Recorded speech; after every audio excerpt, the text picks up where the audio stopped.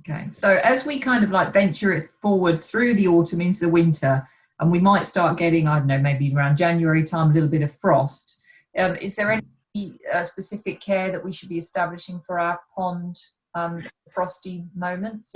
As the air temperature gets colder, the water temperature is going to decline as well, but the water temperature is not going to be following the air temperature. So, you know, as we can get some frosty mornings, but then it can get quite nice and warm in the day if we're sort of talking, you know, like in the mid-November frost or something like that. Gosh, you're optimistic, Dave. We live in England, you know. Yeah. The water temperature doesn't follow the air temperature. So when the weatherman says it's going to freeze tonight, that doesn't mean your pond's going to freeze.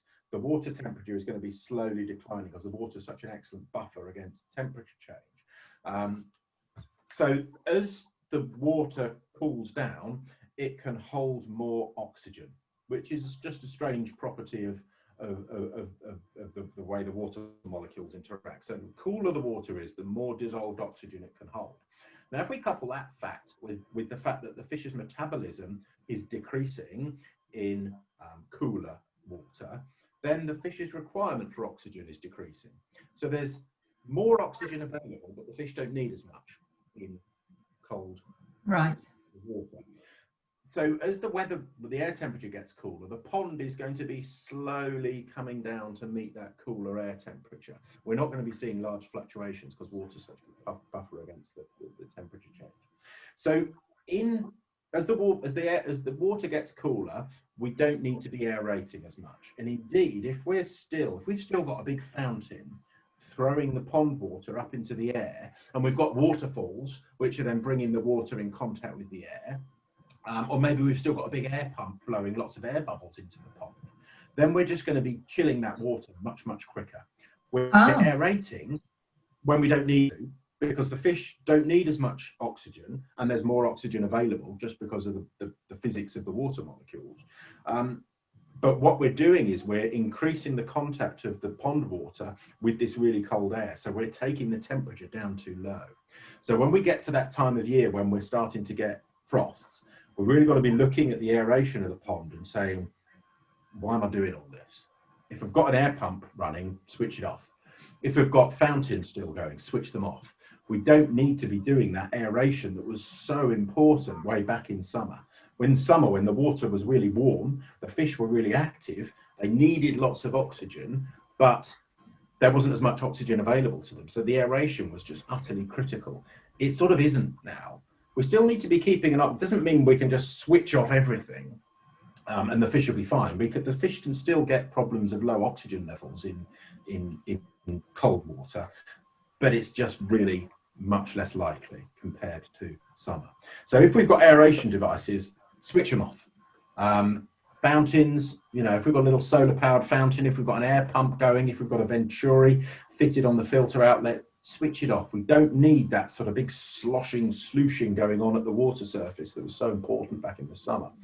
What we want to be doing is sort of getting the filter returns and almost sort of returning them just under the water surface. We can be lifting the pond pump up off the bottom of the pond, so we're not getting the water at the bottom of the pond and bringing it up in contact with the icy cold air. We're just almost circulating the water up near the top, so we've still got much less movement between the air water interface, and the oxygen is going to get, you know, more oxygen is going to be able to get into the water from the air, and the fish don't need as much oxygen.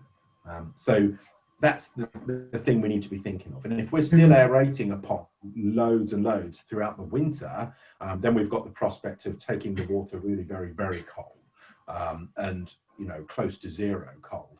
And the fish are going to not appreciate that at all. They'd like the water to be sort of 3-4 degrees C at its lowest. And that's maybe when we need to start introducing a line of scarves and hats and coats for the scarves and hats for fish. I'm joking. So, but no, that's really good practical advice, actually, because I think there will be people out there, particularly novice fish keepers, ponds outside, that aren't aware that they need to make those changes. So that's really some good. Really bad advice that's out there is people say if there's a freeze coming, then you get a fountain going to stop the pond freezing over, which is the worst possible thing to Yeah, but it's kitchen logic, isn't it? It makes sense in your mind. Unless you know what you've just shared, it makes sense. We have to remember that we're dealing here with temperate water fish. The fishes have been going through these seasons, not individually fishes, but the evolutionary history of those fishes has been going through seasons for millions and millions of years, and they've been able to deal with winters very effectively. So providing our ponds the right size, not too small, not too shallow, not too overstocked, and the water quality is okay, providing we're doing our job as the pond keeper, then goldfish especially can get through winter just fine. With carp, it's a tiny bit different, because with carp didn't naturally find their way to this country. They were introduced to this country, both in fisheries, and koi carp as well have been introduced. So larger carp are less able to deal with a really harsh winter. I'm talking, when the air temperature's down to about sort of -10, 11, and we might have got the pond frozen for a good couple of weeks. We see that large carp do tend to struggle with that really cold water. Seen this with domestic koi carp ponds, but also at fisheries as well, where fisheries officers and fisheries managers are reporting that on really cold days it's the big carp that are struggling with this really cold water. And in some cases, sadly, when those fish die, at post-mortem, you can see quite nasty lesions on the swim bladder, just reported anecdotally.